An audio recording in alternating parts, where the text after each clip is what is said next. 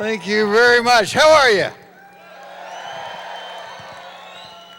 I am in a pretty good mood myself. My wife just won $2,500 on the instant teller machine out in the lobby. So got her locked in the room. Now, actually, my wife is back in Georgia, where I will be later tonight because my youngest one starts college tomorrow. So I have the truck loaded and Daddy will be moving in. And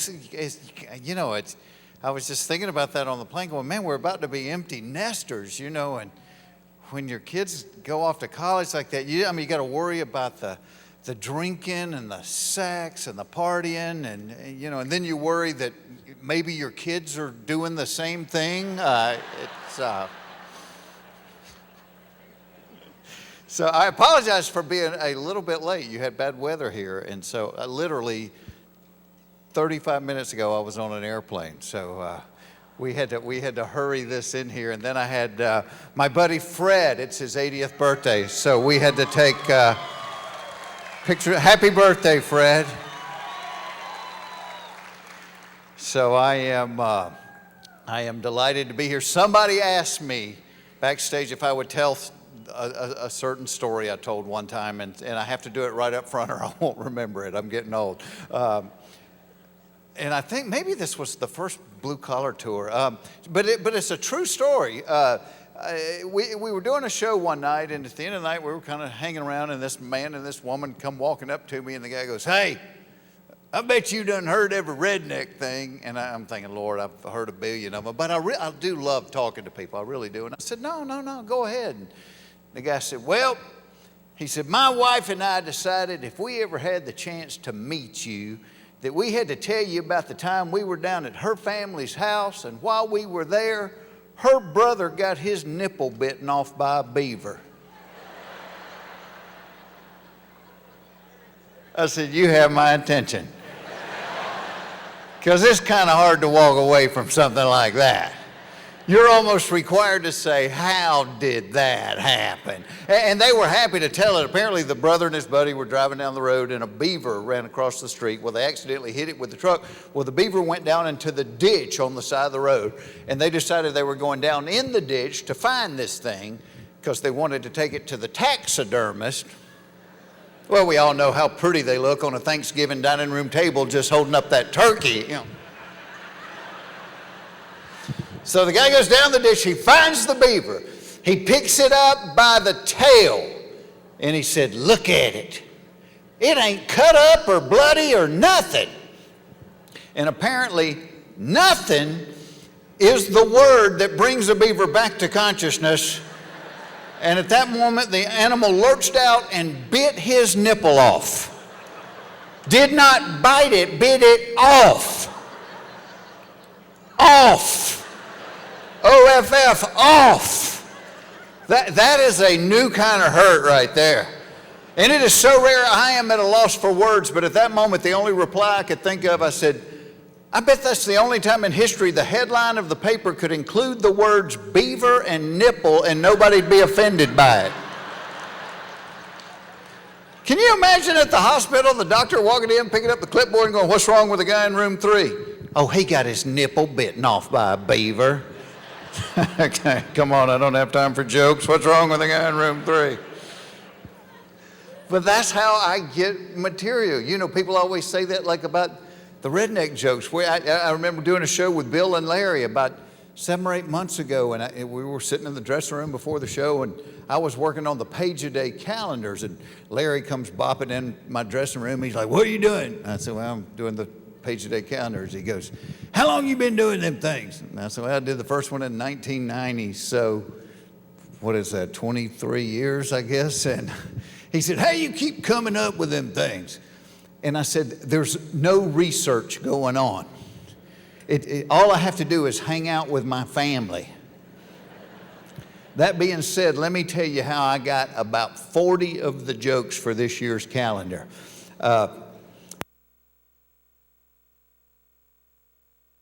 To my cousin Sherry's wedding in Alabama, and I got the feeling it was a hurry-up wedding.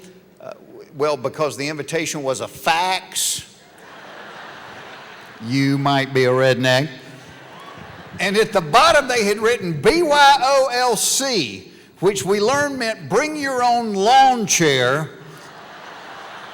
You might be a red. See how quick they start stacking up? Because they were getting married in her parents' backyard because I guess the OBGYN told them they didn't have 6 weeks to wait on a church. Well, my mother is at my house this particular day, and I start making jokes about it being a hurry-up wedding. Well, my mother got mad. My mother said, don't you dare say anything about Sherry. She is the sweetest girl alive. She never tells anybody no about anything. Pretty much why we're having to drive to Alabama now. And my mom knows everything that goes on in the family. I said, Mom, how'd she even meet this guy? And my mother said, well, they met in a laundromat. So you know it was anointed by God. And apparently Sherry needed change for the dryer, and this guy Dustin came over and just gave her half a roll of quarters, which I'm pretty sure then under Alabama law she was required to have sex with him. So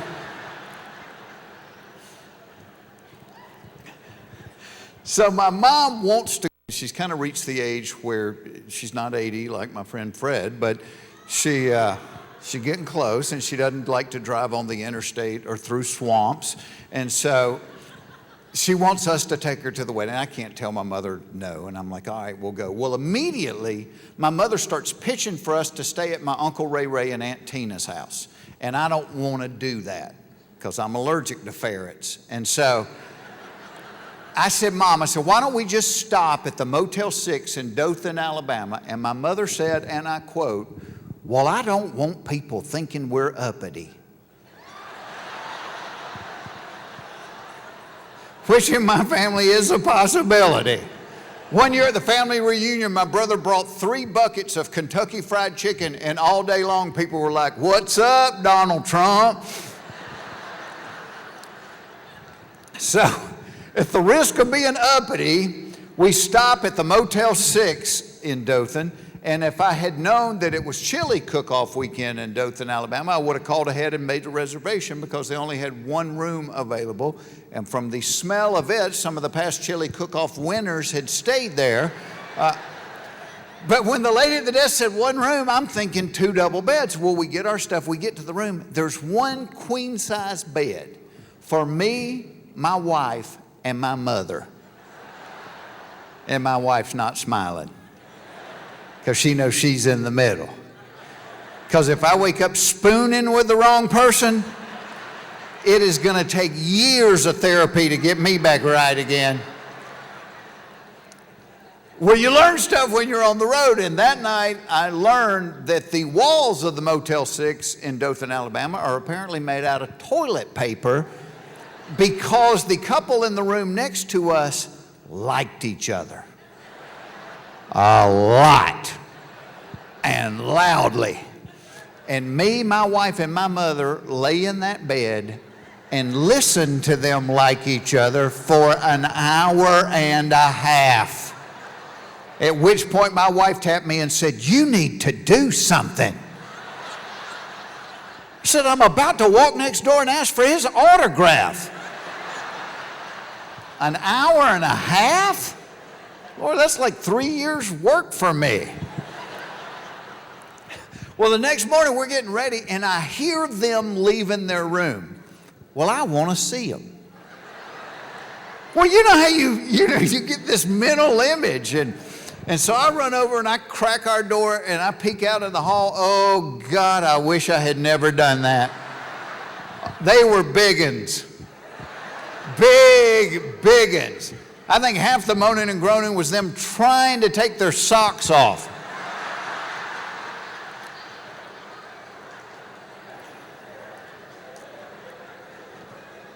Well, we get in the car, we drive down to my Uncle Wayne's house. There's cars parked all up and down the street. So as we're walking up the driveway to the house, there's a pickup truck in the driveway, and it looks like somebody has passed out against the passenger window.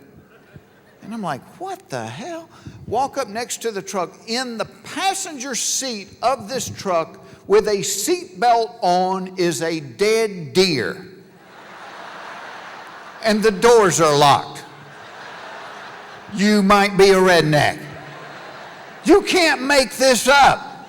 So I go in the house, I said, what is the story with the deer in the truck? And my cousin Scott said, we hid it on the way over here, but I didn't want to leave it in the bed because I thought somebody might steal it. He thinks somebody's going to steal a deer at a family wedding. Well, we visit for a while, and then they tell everybody to get their lawn chairs and go set up in the backyard. Well, we go out in the backyard. They have decided that the altar for this wedding is going to be the deck of the above-ground pool. You might be a redneck. I'm telling you, see how they just pile up? And the entire deck and pool are covered in colored Christmas lights. So I leaned over to my brother and I said, hey, I wonder how long it took to put up the wedding decorations. And my brother said, well, we were here 2 years ago and they were up then, so I don't think they ever come down. Well, they start the ceremony. My cousin Sherry comes walking down the aisle in a snow white dress. She is 8 months pregnant in a snow white dress. I'm looking for a big star or 3 guys riding camels up the driveway. Well, the irony of this is lost on my mother, who tapped me and said, that's the same dress her mother got married in. And I'm doing the math, and the only answer I can come up with is ho squared. So, well, we get through the ceremony. The reception's right there in the same backyard. The guy that was the best man is now the DJ. He is wearing only tuxedo pants, no shirt, and he's lighting firecrackers with his cigarette and throwing them at Sherry's grandmother's feet just to hear her cuss. And she's good. Sherry's mother, Donna, is walking around with a styrofoam cooler full of Ziploc bags of birdseed, because she said Sherry read online that if you throw rice, the birds eat it, and then when they drink water, the rice expands and it kills the birds. So she wants everybody to throw birdseed, which we did. And to this day, I haven't had the heart to tell her an hour after they left, her little brothers were in the front yard shooting the birds, eating the birdseed with pellet guns. And when they went to leave, most people just get in the car and drive off. Not my family. They get in Dustin's Camaro and they proceed to do donuts in my Uncle Wayne's yard. Third time around, her door flew open. I'm standing next to her grandmother, who threw her beer on the ground and said, if this lasts 6 months, I'll kiss a good man's ass.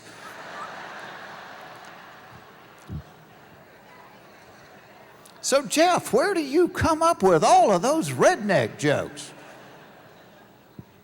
You know, and I mean, when that's what you are, it's what you are. And growing up, I didn't realize that's what I was. And looking back, it was oh so obvious.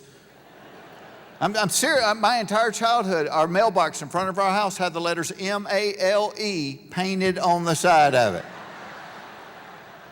And by the time I was in the 11th grade, I was like, that ain't right. That M's supposed to be capitalized, isn't it? That is a true story. When I was in the 3rd grade, my uncle did that as a joke, and nobody got it. And not only do I come from world-class rednecks, I'm married into them, too. My wife and her entire family are from the great state of Louisiana. Oh. There's no way. Are you from Louisiana?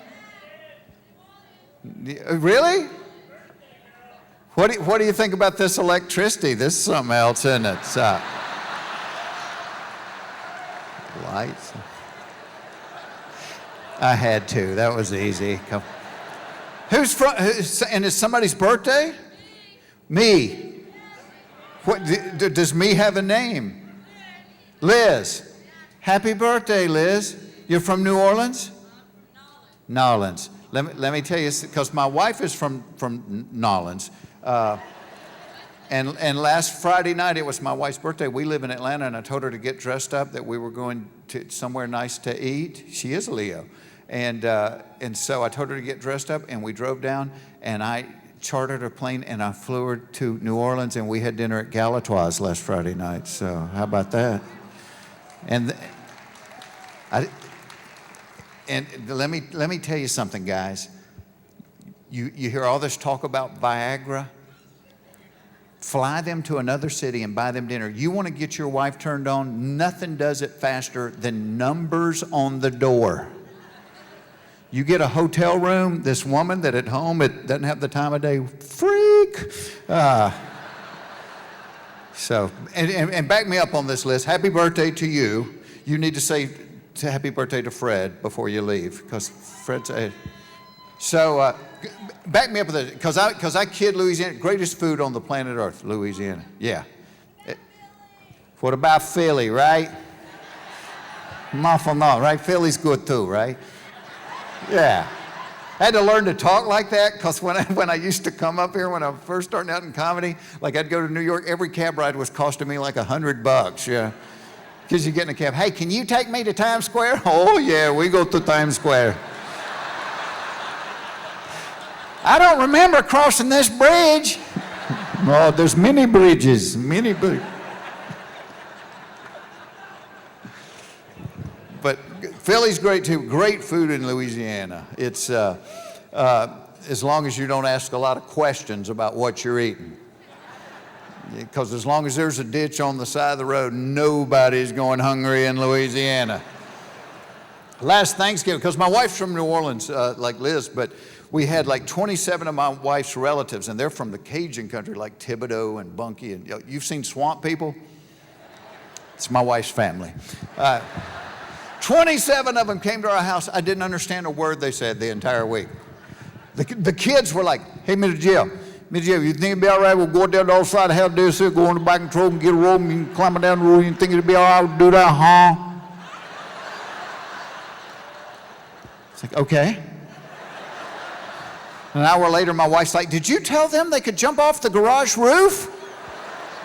I might have. I have no idea what they're saying. But. And they brought this food in the FBI couldn't identify, but it was great. You're sitting at the table going, man, this is delicious. What is it? They're like, you don't want to know? Put your little more hot sauce on it. Keep chewing that city, boy. Come on, give me a clue. Does it swim? Does it fly? Maybe it do and maybe it don't. You just keep eating. I saw him hit boiling pots with a wooden spoon going, get back in there right now.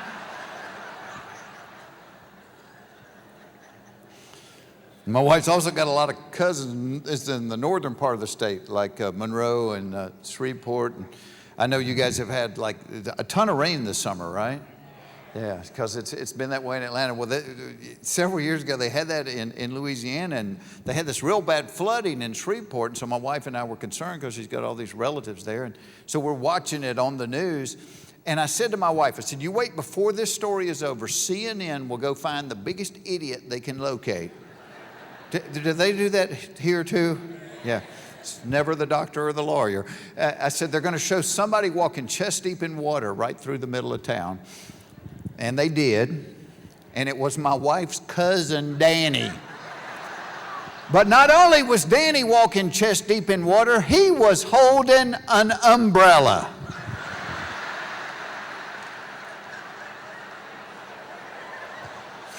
Looking at my wife going, that has got to make you proud right there. It's your bloodline on national television. I gave her so much grief about that until it occurred to me, this woman and I had children together, and Lord, knowing what I know about my family and knowing what I know about hers, it made me worry about our offspring. Because let's be realistic, you mix stagnant pond water with raw sewage, you ain't getting Evian. And I was talking about weddings. The last time we went to a wedding on her side, her cousin got married in Baton Rouge, right down the road from New Orleans, LSU country. And so we went down for that wedding, the wedding and the rehearsal dinner at Hooters. If I'm lying, I'm dying. And boy, our waitress that night was, she was qualified to work there. In fact, I'm pretty sure she was on a scholarship. The first time she walked up to the table, my wife's Uncle Don looked at her and went, woo, woo, where'd you get them things, girl? I thought, oh, she's going to get mad. And she didn't. She was so cool. She said, I bought them. Well, then Don's wife, Lois, said, you know, I've been thinking about buying me some. Don turned to Lois and said, you are 62 years old. You getting a boob job would be like hanging a new chandelier in a haunted house. She said, well, I figured if I put some new lights in the house, you might stay in it longer than 2 minutes. This is the blood that flows through my children. And when we went to that wedding, we stayed with my wife's mom and dad. We spent 5 days with my in-laws, which on life's list of fun things to do comes in just below sitting in a tub full of scissors. And everybody here has got family like this. You have people in your family, you love them. You love them to death. You just don't do real well when you have to share the same house, because your lifestyles are different. And that's the case with my in-laws, because they're getting on up there. They're in their golden years. And see, I'm out late at night doing this kind of thing, and bless their heart, it's all they can do to stay awake through the Wheel of Fortune. Oh, you're at their house, you watch American Idol, you feel like a hellraiser. It's 9 o'clock, we're still up, we're crazy! But because they go to bed so early, they get up early, which is fine. If like normal human beings, they would just drink coffee and read the paper. That's not what happens in the nut house. Now, my father-in-law, who is retired, who has nowhere to go, gets up at 4:45.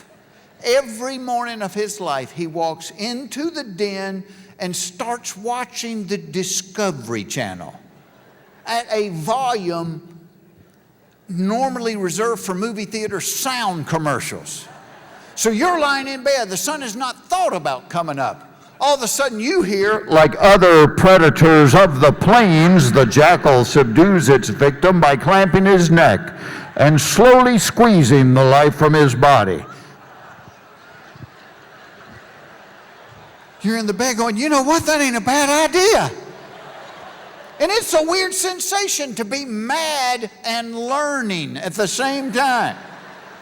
Second morning we were there, I learned everything there was to know about the African willow fly before I had even peed. You know that fly only lives 28 hours? That's his entire life, 28 hours. I'm lying in the bed thinking, boy, you only live 28 hours, you can't afford to have a bad day. And what happens if you get involved with a girl that wants to take it slow? Honey, we're going to be dead in 3 minutes. Spread your tiny wings and fly away. And every time at their house, we have to sleep on the fold-out couch. Boy, that's a good night's rest, isn't it?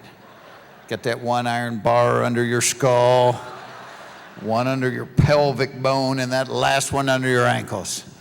Sleeping on that thick, thick mattress.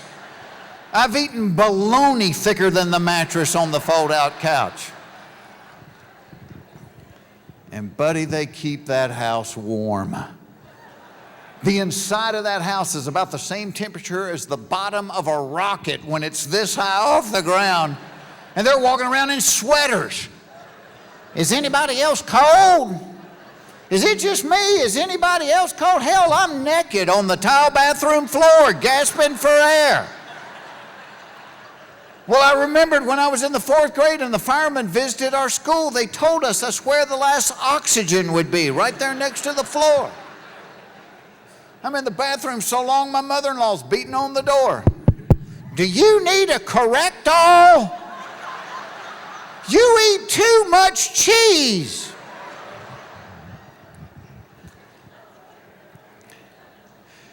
And I'm not making fun of old people. I'm not.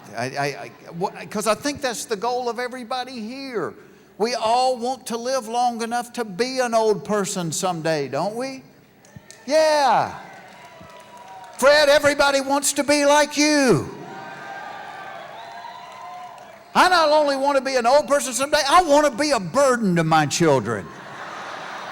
Oh, I know the day's coming, my kids will be on the phone with each other going, it's your turn to take daddy for a while.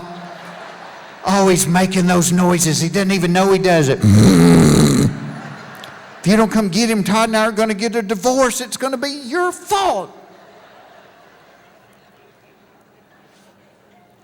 And it's funny in our country because you can be part of a group that you don't even know exist till you see something about it on TV or read something about it.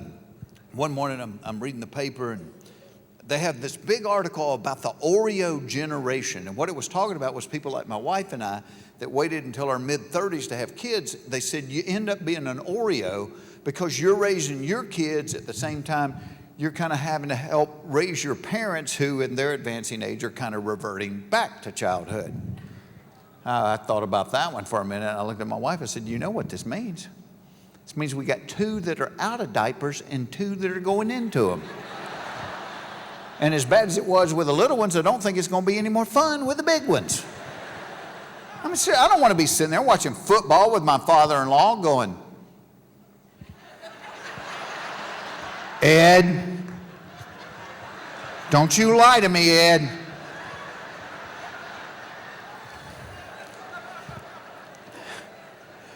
But I got to thinking about, there's a lot of similarities between kids and seniors.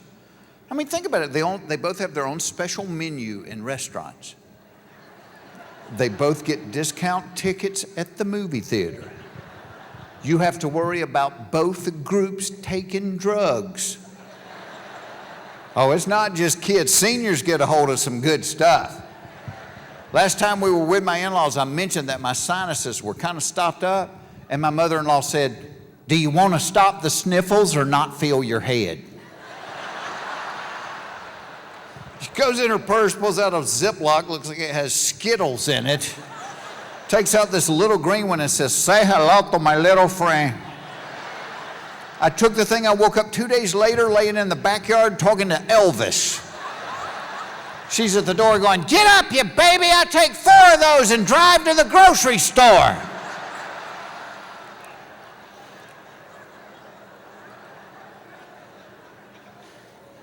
The kids don't listen to you. The seniors can't hear you. My mother-in-law has a hearing aid that she hardly ever wears because she thinks it doesn't look good, which we all know is the reason they give you a hearing aid. But you can tell when she's not wearing it because if she doesn't have it in, she talks louder than anybody on the planet. They come to visit at Christmas time. We go to the movies one night. Standing in line at the movies, she tapped me and said, don't look now, but the man behind us is cross-eyed as a bat.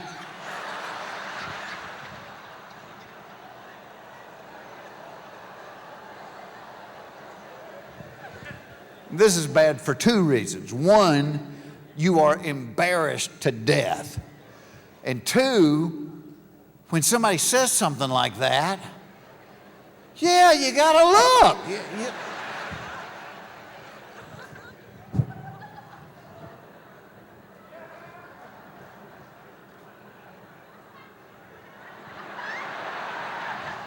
Turn around, this guy is glaring at me. Well, he may not have been glaring at me, but he was glaring at somebody. I mean, it was mad. The kids wear their pants where they're falling off. The seniors wear theirs around their armpits. My father-in-law got his chest hair caught in his zipper. I mean, how do you do that? And I look at them and I think, oh God, I'm next. Because that's how it works in your mind. You know, you're always 20 years old, aren't you? You know, I remember when I started comedy, I used to do jokes about my dad and his recliner. And now I have a recliner. And I now know what the old man was on to. Because I get in it, I ain't getting out. I just wait till I hear people walking through. Hey, I hear somebody walking back there. Do me a favor, make me a sandwich, would you? Think I smell smoke. Is the house on fire? I'll tell you one of those getting older moments that really struck me. One day I was in the kitchen. I was sitting at the counter trying to write a little bit. My wife had a couple of friends over, and they were joking about this and that. Well, they get to talking about this product called Astroglide. Somebody knows about us.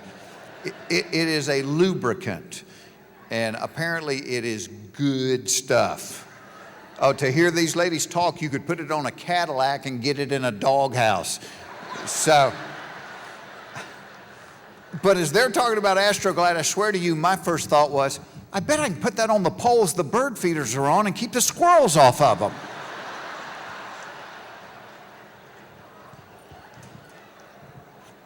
It's just sad. Liz, I know it's not polite to ask a lady, but how old are you today? 51. Over the 50. You look great. Yeah, 50 is like the, what is it, like the new 40, I guess. But it's weird too, crossing, because 40 didn't bother me, but 50's kind of weird. 50, well, and here's the bad thing. First, you know when you turn 50, you know they're going to throw you a party, but you know you're not getting real presents.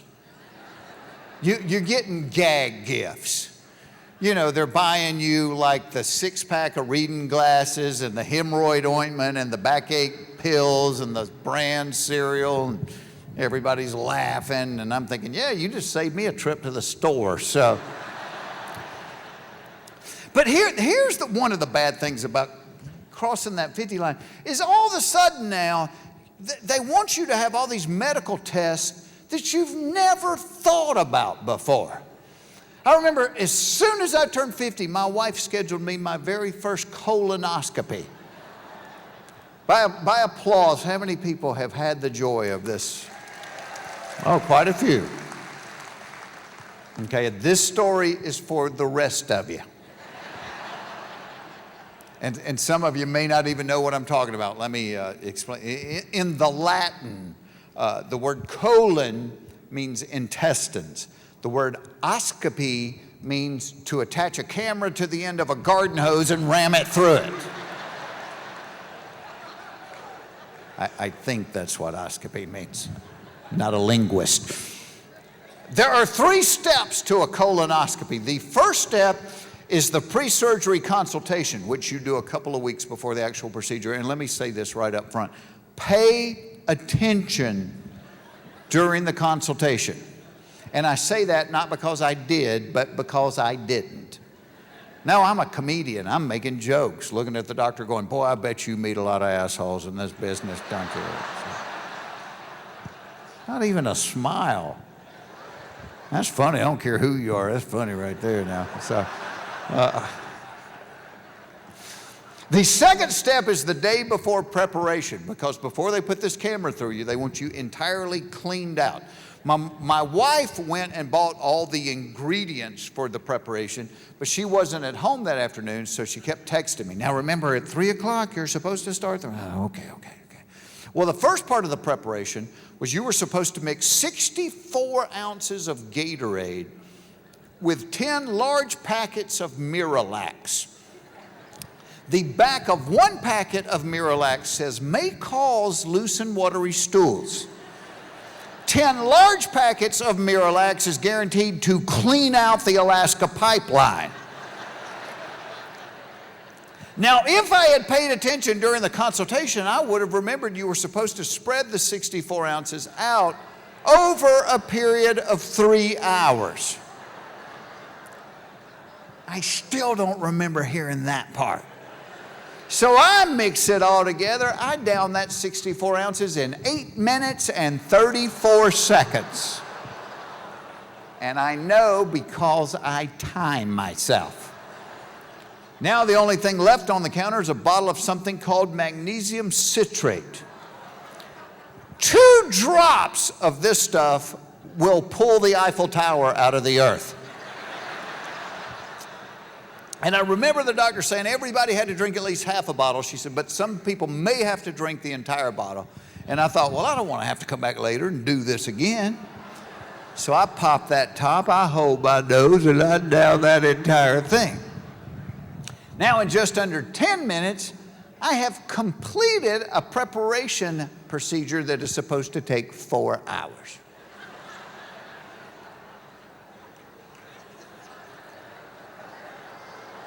And not very long after that, my stomach started making some noises.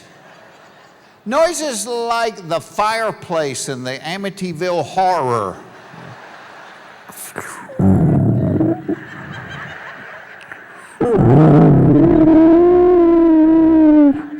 Run through the bowels, run through the bowels, run through the bowels.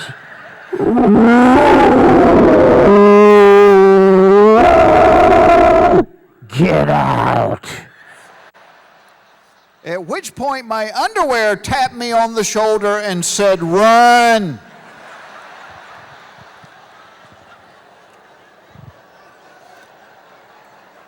The first volley took my feet off the ground. I was physically afraid. And I watched a lot of rodeo. The only thing I could think to do was put a glove on my left hand, get some rope, tie myself to the toilet seat, and hold on.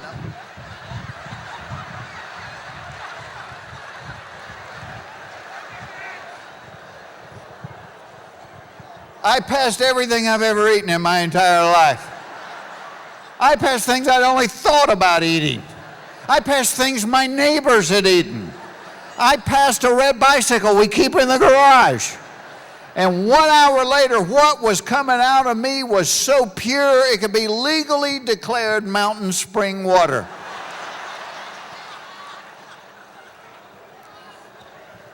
And I was ready for my test.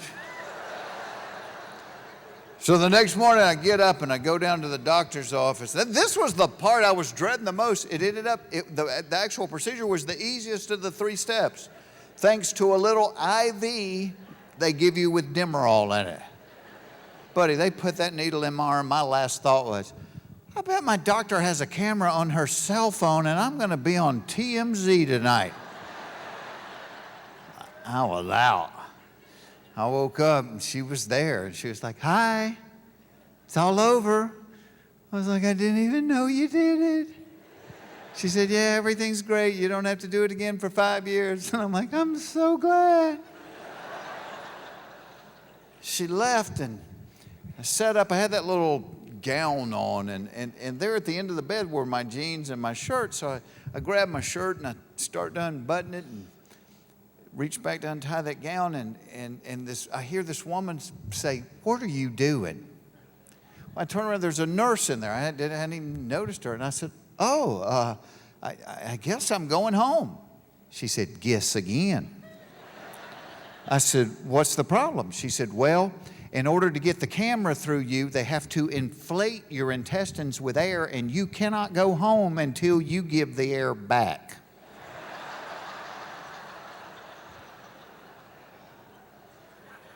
I said, okay, I will.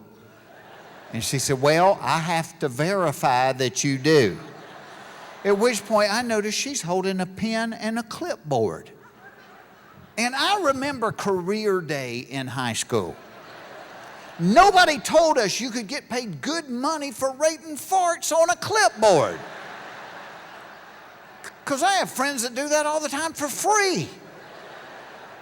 But here's the problem. My mother raised me to never do this in front of a woman, especially a woman I don't know. So even though I really need to do what she wants me to do, I can't do it. I lock up. And she's getting frustrated because she's got other stuff she needs to do. And she said, well, come here, get back in the bed.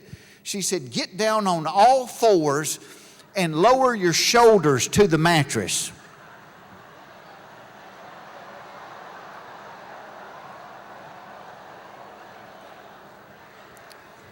Feeling like a big star right about then. But as soon as I get in that position, I can tell this woman knows what she's talking about.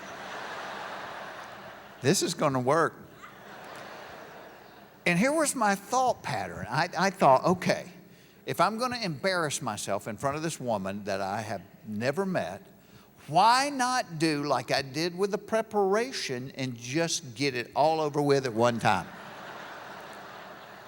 So I thought back to my wife's childbirth classes and that breathing they taught her. And I did the big push, just like they showed my wife.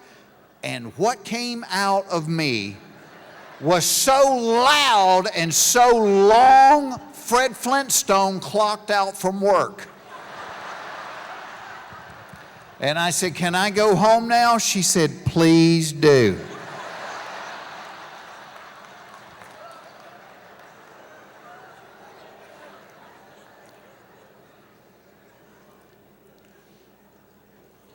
Now, here's the other weird thing about 50. When I was a little kid, I used to think people that were 50 or older were like a fountain of knowledge. If you needed to know something, that's where you took your cup to acquire that knowledge. And then I crossed 50 and I went, well, that's not true. Seriously, on Are You Smarter Than a Fifth Grader? If they didn't give me the blue cards, that would have been the shortest show in the history of television. First question would have popped up. Whoa, do you know the answer? No, neither do I. Good night, everybody. We had a lady on there, she had like a third grade grammar question. It's something about an antonym. And she said, "Oh, I remember there were homonyms and synonyms and antonyms." She said, "I can't remember the difference in them. Can you use it in a sentence?" My antonym came over for Christmas dinner.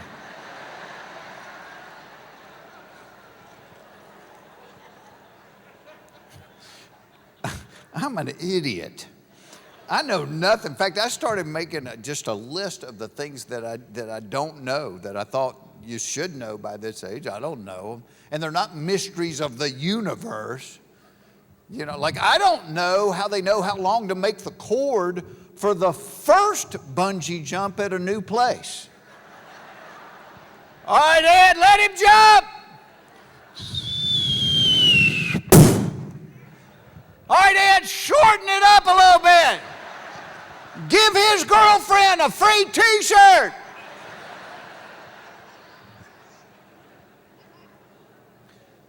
I don't know why the dentist makes you lie to him. Every time I go to the dentist, he'll be looking at my mouth. He's like, "Oh, you have not been flossing every day, have you?" No, not every day. Yeah, let me think. The last time I flossed, you did it.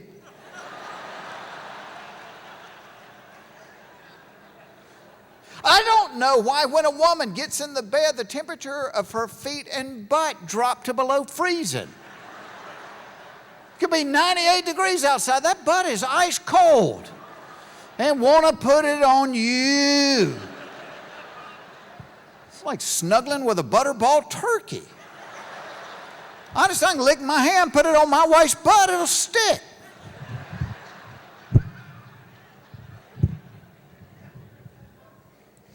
I don't know who closes the door when the bus driver gets off. You get a headache thinking about that one. I don't know how women can lie down on the couch and take a nap without sticking their hand in the front of their pants. How do they do that? See, men have a sleep button located right there. We take our hand, put it on that button, and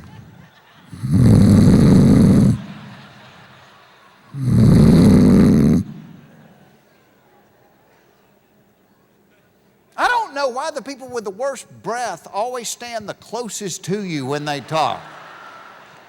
They're like, "Guess what?" "Oh, I don't know. You got a dirty diaper in your mouth?" "Can I tell you something?" "All right, but do it quick. I can only hold my breath for 30 seconds.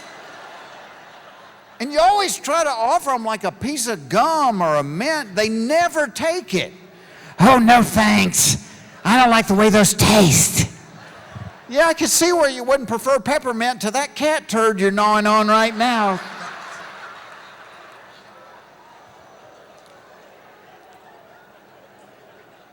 I don't know why the bank leaves the vault door wide open but chains the 25-cent ink pen to the counter. And why does the drive-up banking window have directions written in Braille? They do. Look at it the next time you're there. I don't know why I can't call the computer helpline and talk to somebody on this side of the planet.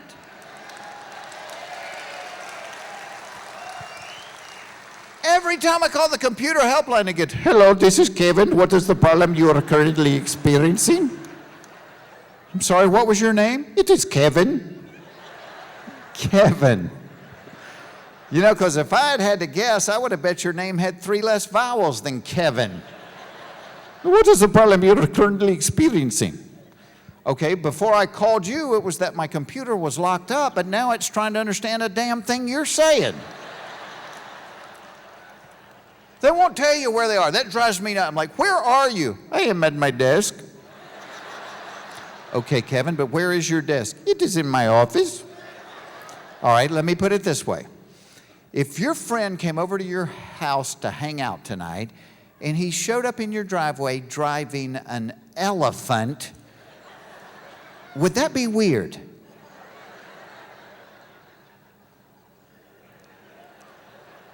Well, see, we don't really drive elephants. I don't know why a new razor costs $6, but a pack of 8 replacement blades costs $2,000.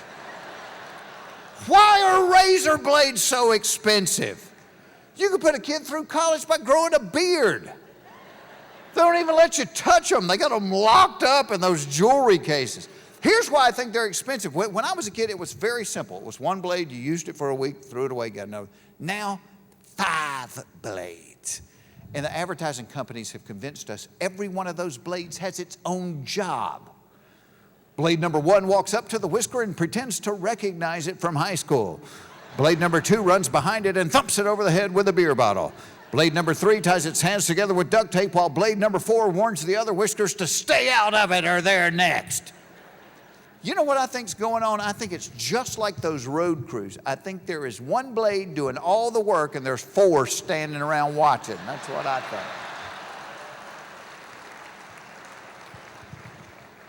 I don't know why you can't ride a bicycle anymore without dressing like Lance Armstrong in the Tour de France.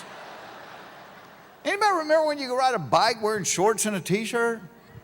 Not anymore. Got to have the uni.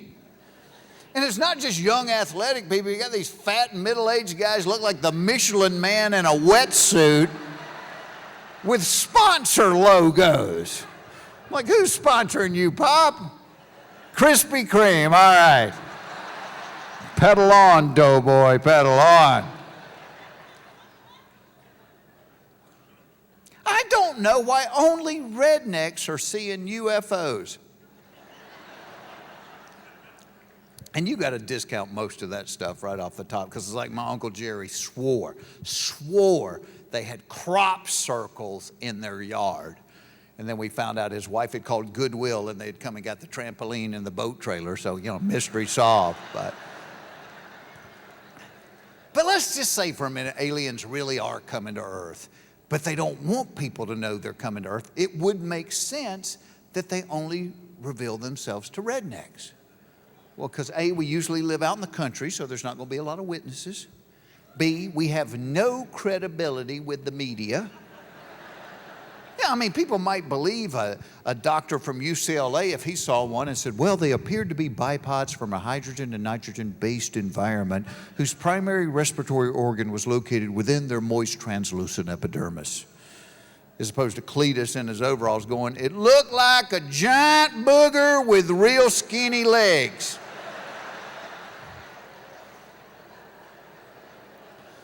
And as far as the abductions, think about it. Rednecks don't get to take a lot of vacations. So if somebody came around and offered to fly them somewhere for free, they're going. And if you're traveling the universe, who better to have on board than a redneck in case your spaceship broke down?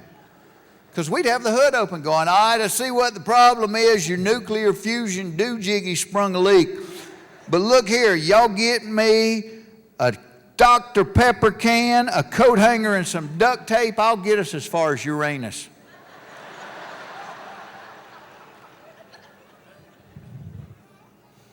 I don't know why year after year after year my wife asks me, what do you want for your birthday? What do I always want for my birthday? The same thing every man wants for his birthday. The same thing every woman doesn't want for her birthday. You know, never once has my wife said to me, you know what, forget the presents, forget the flowers, why don't you just lock that door and take me to Squeal Town? But it's what every man wants. You could be visiting your grandpa in the nursing home and be like, happy birthday, Papa. Is today my birthday? It sure is. Well, help me get my pants off.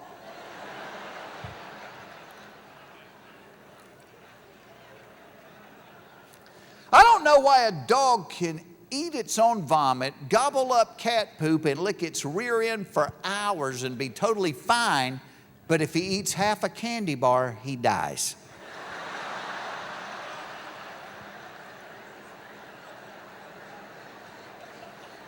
They need to renegotiate that one. I don't know why in this age of sexual equality there's still some jobs that are the man's job or the woman's job. Like if there's a noise in the house in the middle of the night, whose job is it to clean? Man, yeah, you never see this. Phyllis, run downstairs, see what that noise was. Hey, and bring me back a piece of chicken, okay? Well, if there's a noise in the house in the middle of the night, it's the man checking it out. In his underwear, carrying a baseball bat. Because that is the official uniform of suspicious noises, underpants and a baseball bat.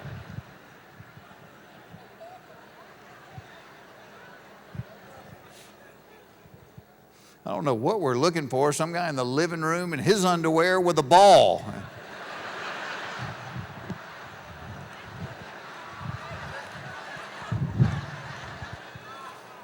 My dad didn't even need that baseball bat either, because my dad wore those giant boxer shorts that were always gapped open in the front.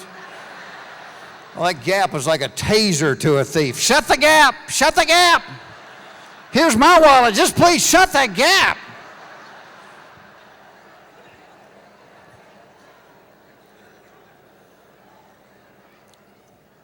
I don't know why every time I get great tickets to a concert, I end up seated next to somebody that has to sing every song at the top of their lungs.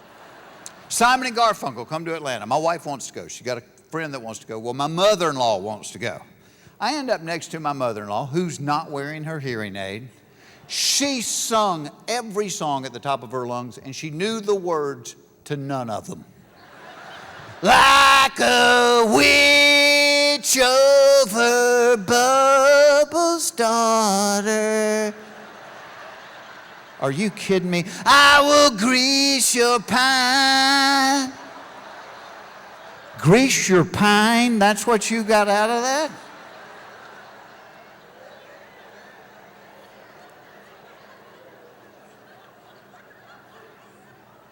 I don't know why cats never throw up in the daytime.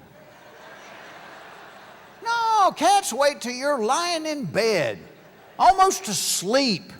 From somewhere in your home you hear, heck, heck, heck, heck, heck, heck, heck, heck, heck, heck. Remind me to put my slippers on in the morning. And you do want to put your slippers on, because you find that with your bare foot, you don't need coffee.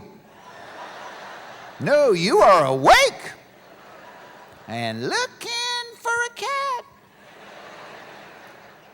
My wife, bless her heart, she cleans it up every time.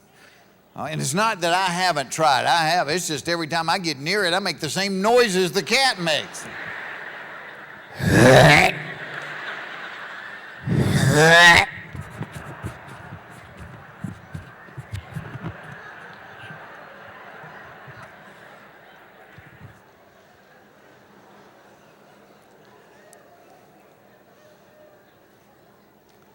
You know, and I've tried to get smarter. I mean, I don't want to be ignorant. try to watch TV where you can learn things. You know, like my wife and I will watch like Dateline and some of those news shows like that. And you know how like on those shows, almost every week they'll showcase a disease. I swear to you, week after week, no matter what the disease is, my wife will have it. I have it. I have every one of those symptoms. I'm like, you do not have testicular cancer. You don't even have testiculars.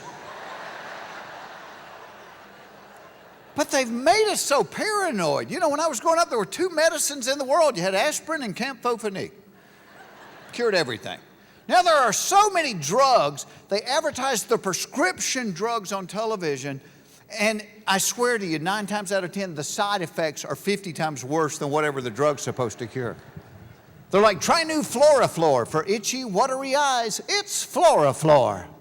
Side effects may include nausea, vomiting, water weight gain, lower back pain, receding hairline, eczema, seborrhea, psoriasis, itching, chafing clothing, liver spots, blood clots, ringworm, excessive body odor, uneven tire wear, pyorrhea, gonorrhea, diarrhea, halitosis, scoliosis, loss of bladder control, the shanks, warped floors, cluttered drawers, low resale value on your home, feline leukemia, head lice, clubfoot, MS, MD, VD, fleas, acne, anxiety, sleeplessness, drowsiness, parvo, warts, unibrow, crazy eye, chest pains, clogged drains, hemorrhoids, dry heaving, and sexual dysfunction.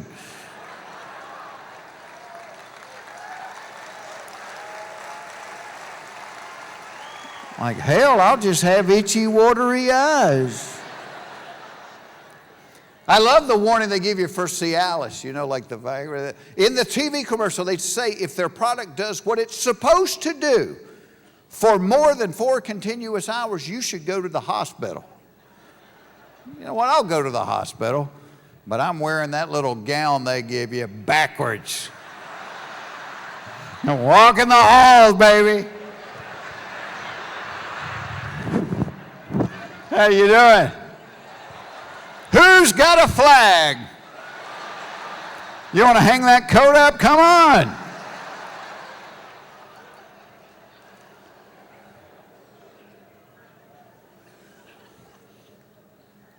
I tell you who's smart. It's the kids. You know, like on 5th grader. I mean, the questions would pop up, and I look at it and go, think, I have no idea. And I look over at 10-year-olds. They just know so much more. I remember when my oldest one, when she turned 5, all she wanted was a computer. She's 5 years old. We get her a computer. She can use it. I mean, right off the bat. 5 years old. Remember what we got when we turned 5? Little wooden paddle, rubber band, red ball on the end of it. That's a brain builder, wasn't it? 1, 2, 3.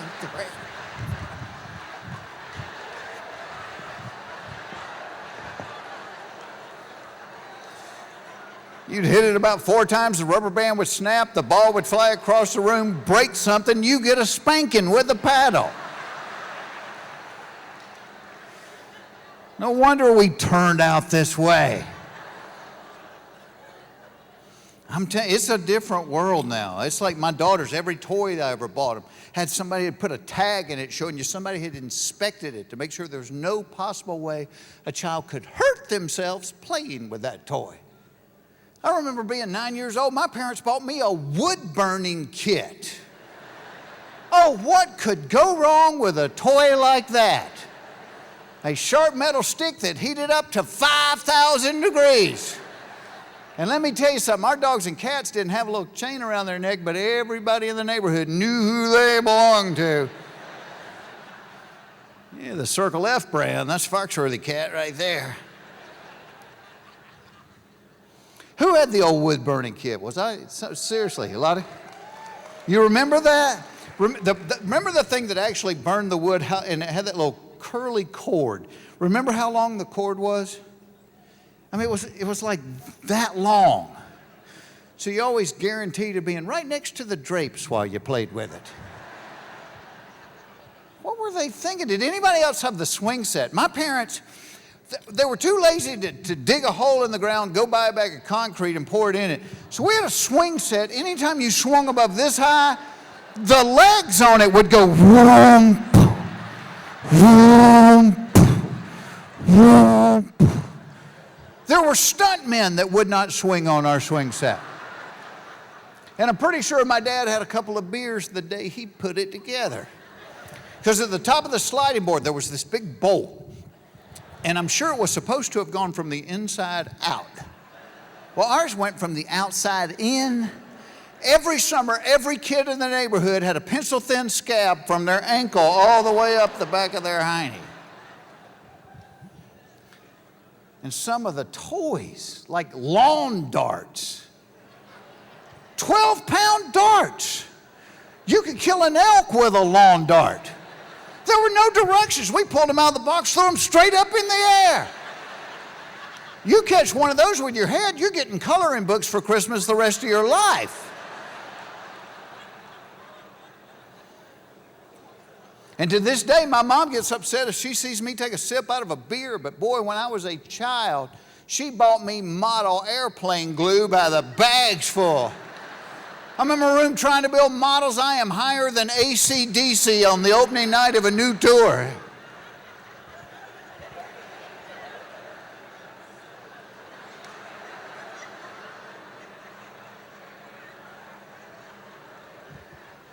Finally get the model put together, then my dad would give us firecrackers to blow them up with.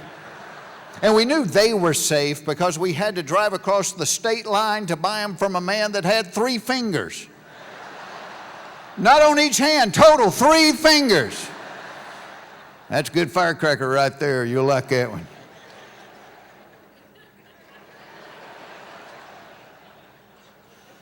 Guy can't operate a Bic lighter, but he's a demolitions expert. When the girls were little, I put latches on cabinets to keep them out of the dishwashing detergent. My parents gave my brother and I a chemistry set. Mom, Joey put ammonium sulfate in my eye. Tell him I said stop.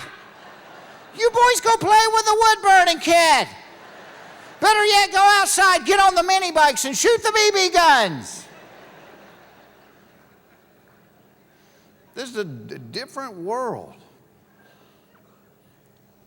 Even the way we treat our kids' pets has changed. My daughters, they had this little hamster, little white hamster. His name was Herman. Well, one day, Herman's hair started falling out. A lot.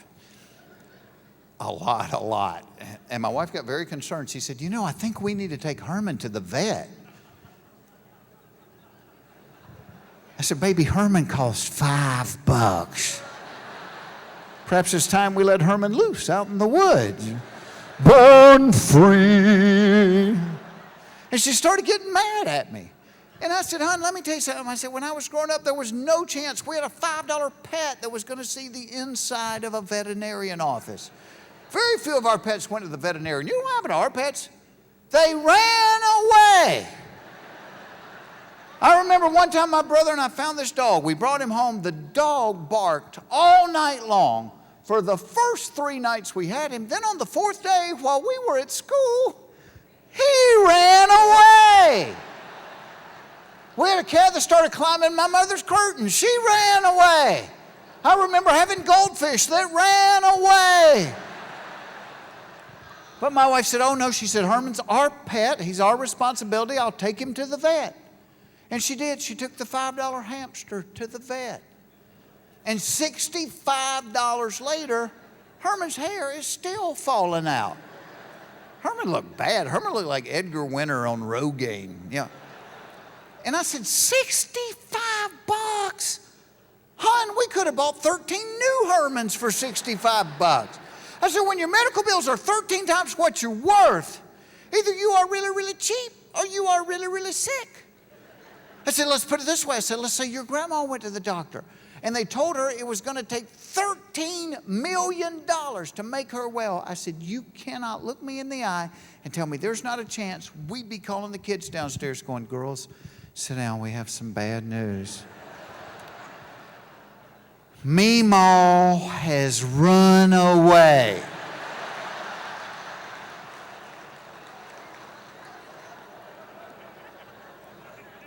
That's one of those people starting to laugh at it, and then they feel bad about laughing at it. Like, oh.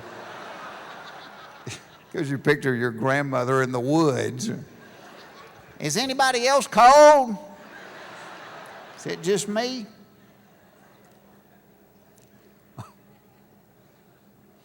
Tell you a little bit about my wife, the one that I took to Liz's hometown there last week. New Orleans. See, that there's not a letter in that, is there? New Orleans. No letters. She, next month, we will have been married 28 years. She's just the coolest girl.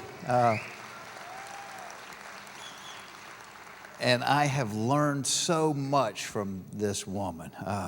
You know, the main thing I've learned beyond a shadow of a doubt, women are smarter than men. Well, it's not really that big a deal.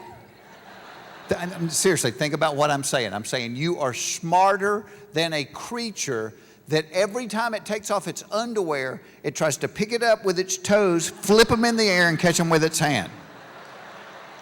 You're smarter than that.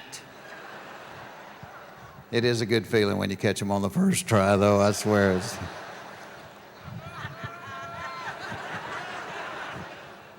I'll tell you the place women are so much smarter is communication.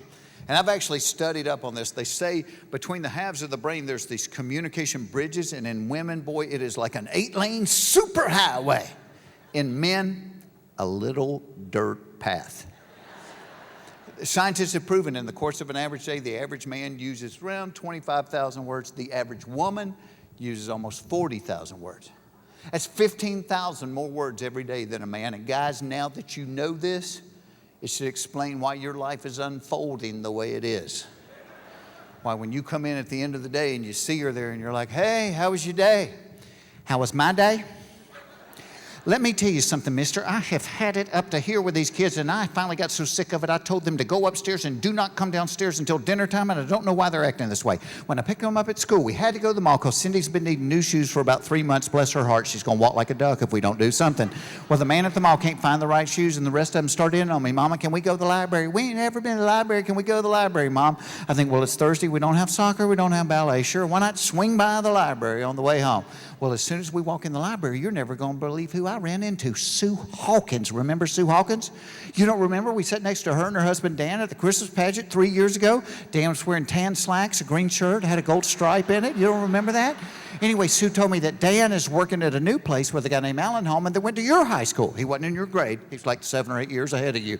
Well, anyway, this past summer, Alan and his wife Nancy and her mother, and I can't think of her name to save my life. Is it Sandra, Rhonda? It doesn't matter. They're all down at Panama City Beach. They're riding those little paddle boat dinghies, and they're not paying attention to what they're doing because they're watching the Disney cruise ship go by. And I've been saying for years, we better do the Disney cruise ship. The kids are going to be grown. They're going to be gone. We're going to regret the fact we never did the Disney cruise ship because you were too cheap to do it. Well, anyway, her mom's not watching what she's doing. She got her pinky toe chopped off. Can you believe that? And the man's like, hungry.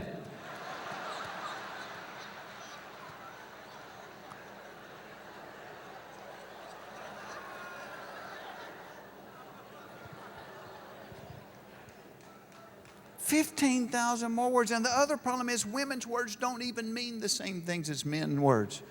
So men are confused all the time. Sometimes men and women can say the exact same thing to each other, get totally opposite responses.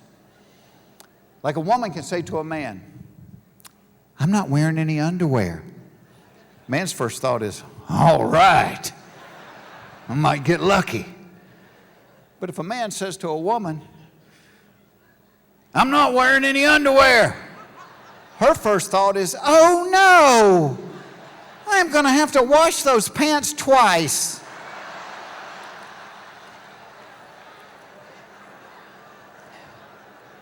And women, y'all do this code talk thing where you will say something and it's not really what you mean, but you just expect the man to know. And you're setting yourself up for heartache here. Not long ago, we're watching TV one night. At one point, my wife got up. She left the room for a few minutes. She comes back. She sits down next to me, and she says, well, we're out of toilet paper. It's like, really? Oh, man. I keep watching TV.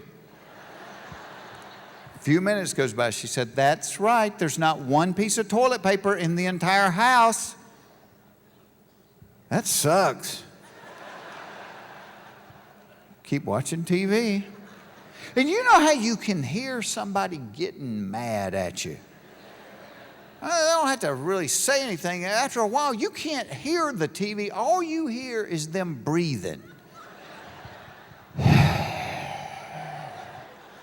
I turned to her, I said, what's wrong with you? Nothing. Which means I'll have to keep asking her until she deems me worthy of the answer. And isn't that the worst, guys, when you're in trouble and you don't even know what you did?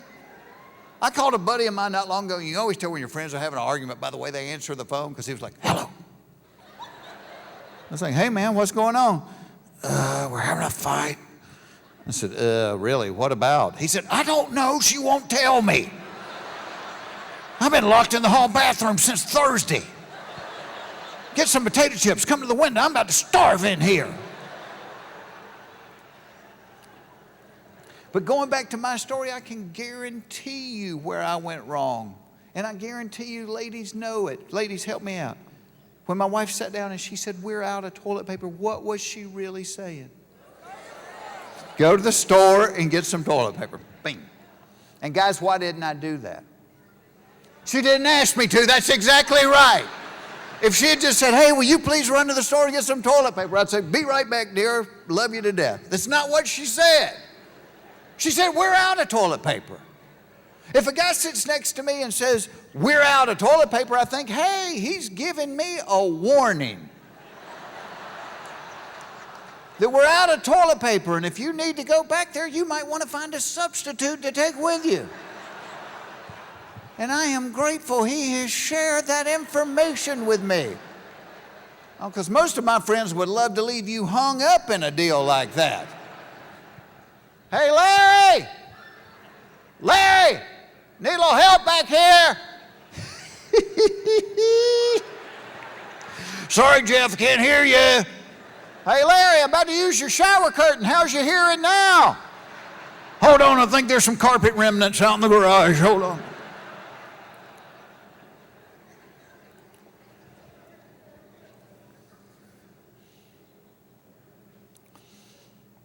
I've learned after 28 years of marriage, we're not going to be real early anywhere we go. When we go out, like you guys have gone out tonight, you know the 4 words I dread my wife saying when she's getting ready? I hate my hair. Well, I'll just call and tell them we're not coming. Never do you hear men say, I hate my hair. Because as long as it's still there, we like it.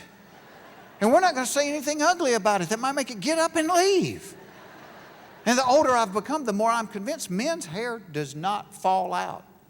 I truly believe it goes back in and comes out other places. Follow me down this road, just a minute. When I was a little kid, I never had a nose hair, not one nose hair. Not long ago, I plucked a nose hair and I saw my hairline recede just a little bit. They're going back in and coming out other places. Like ears. Boy, you ever see old men just have ears full of hair? They don't need a hearing aid. They just need a haircut. They're going in and coming out somewhere else. And sometimes it's in clumps. Sometimes it's a long, stray solo hair. Like you ever stood in line behind a guy wearing a tank top that had one of those long strays on his shoulder, and you're behind him going, holy cow. You think he knows that's there? Look at the length on that thing. You could pull a truck out of a ditch with a hair that long. They're going back in and coming out other places like eyebrows. Lord, by the time men are 60, our eyebrows look like azalea bushes. Cut me, Mick, I can't see nothing, cut me. And women, the older you get, the more your eyebrows just disappear. Like everybody has an aunt. You'll see her every year at the family reunion. She doesn't have eyebrows anymore. She just draws them on every morning. Always looks like she's just seen a rat.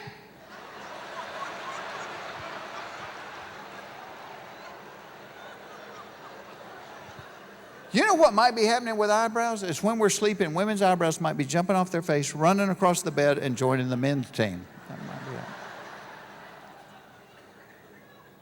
And talking about hair, if men worry about hair, we only worry about the hair that's on our head. Women worry about every hair on their body.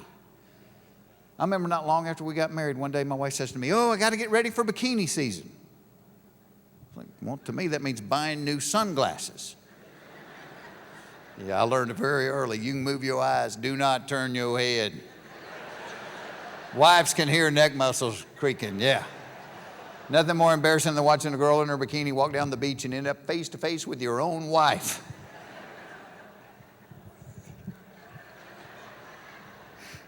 Hi! I was just thinking, we ought to ask her to babysit for us tonight, shouldn't we? You and I go out, have a nice lobster dinner, maybe I'll buy you some jewelry. You like jewelry, don't you? I'll buy you a lot of jewelry. But I found out what she was talking about when she said she had to get ready for bikini season, was she was about to go have a procedure done to her that they call a bikini wax.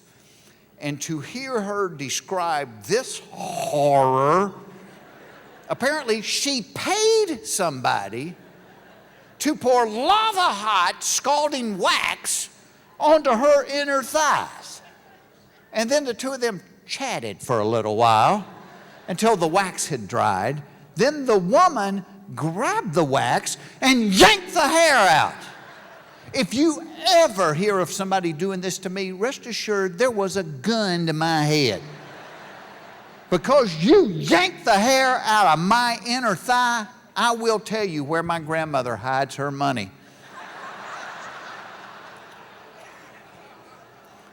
Then you have leg hair. Guys, you ever had your woman take your razor and she'll shave her legs with it and then she'll put that razor back on your counter? You walk in the bathroom, you pick that thing up and you start shaving your face. You can get the bleeding to stop. Takes a team of trained professionals, but you can't get the bleeding. I don't know what a woman's leg hair is made out of, but you get enough of it together, you could clean a rusty grill with it. Oh, it's a weird hair. It has a grain to it. It's like those things in parking lots. Rub it one way, not too bad. Other way, severe tire damage.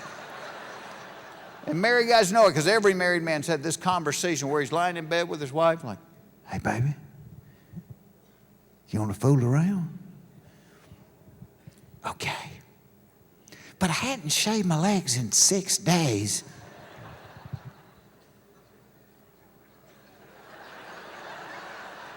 "That's okay, we'll just wait."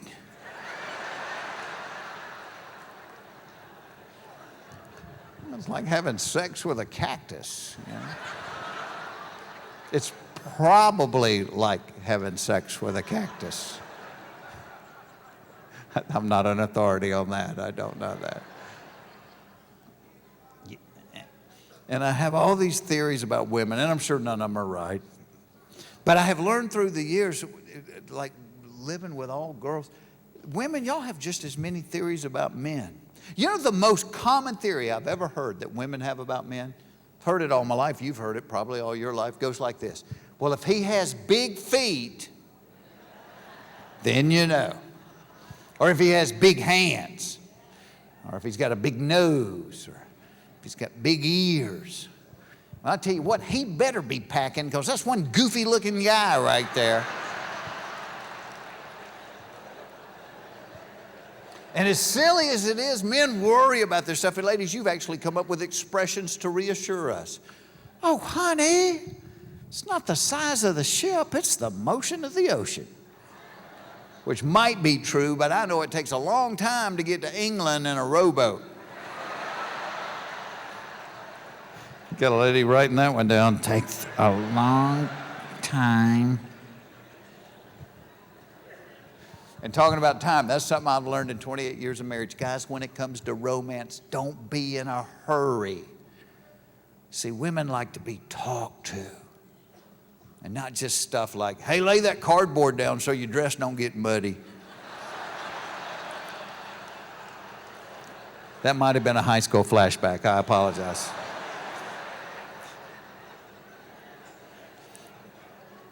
No, but see, when it comes to romance, women are kind of like diesel engines. And what I mean by that is it might take a little while to get them warmed up.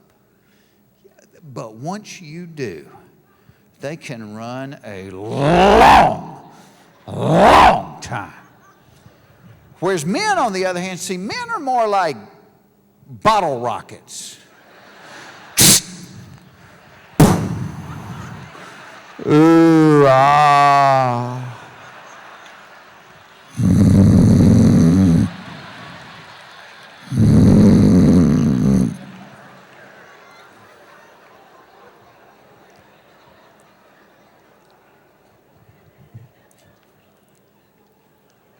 This guy's going, it's not that funny.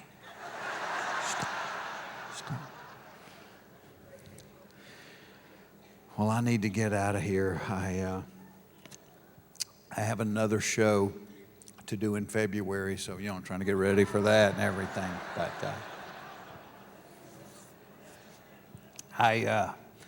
I hope you guys had fun tonight. To me,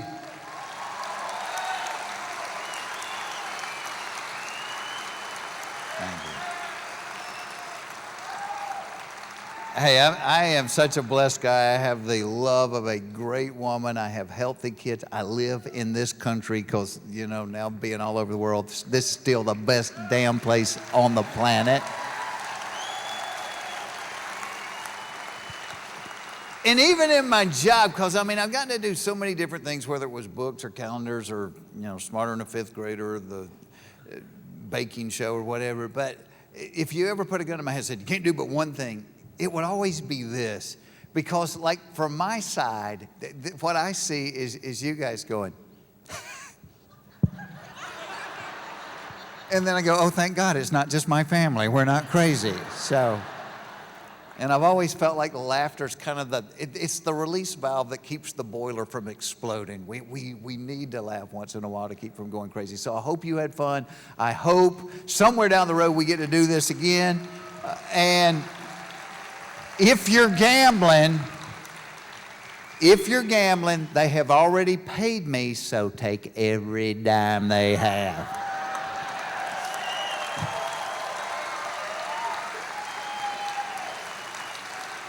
All right, I'm going to fly back to Georgia because I'm going to go take my little girl to college in the morning. So, but can't leave here without doing one or two ways of how to tell how you might be a redneck. So, if you have a complete set of salad bowls and they all say Cool Whip on the side, you might be a redneck. If you take your dog for a walk and you both use the tree at the corner, you might be a redneck. If an episode of Walker, Texas Ranger changed your life, you might be a redneck. If you keep a fly swatter on the front seat of the car so you can reach your kids in the back seat of the car, you might be a redneck. If you think a 401k is your mother-in-law's bra size, you might be a redneck. If your working television sits on top of your non-working television, you might be a redneck. If you've ever been accused of lying through your tooth, you might be a redneck. If your son's name is Dale Jr. and your name's not Dale, you might be a redneck. If you work without a shirt on, and so does your husband, you might be a redneck. If your neighbors think you're a detective because a cop always brings you home, you might be a redneck. If you've ever emptied the bed of your pickup truck by driving backwards really fast and slamming on the brakes, you might be a redneck. If you think fast food is hitting a deer at 65 miles an hour, you might be a redneck. If somebody tells you you have something in your teeth and you take them out to see what it is. You might be a redneck. If you've ever stared at a can of orange juice because it said concentrate, you might be a redneck. If somebody hollers, "Ho down," and your girlfriend hits the floor, you might be a redneck. If you've ever had your nipple bitten off by a beaver, you might be a redneck. Happy birthday, Fred. Happy birthday, Liz. God bless you. Be safe. Thank you, y'all. God bless you.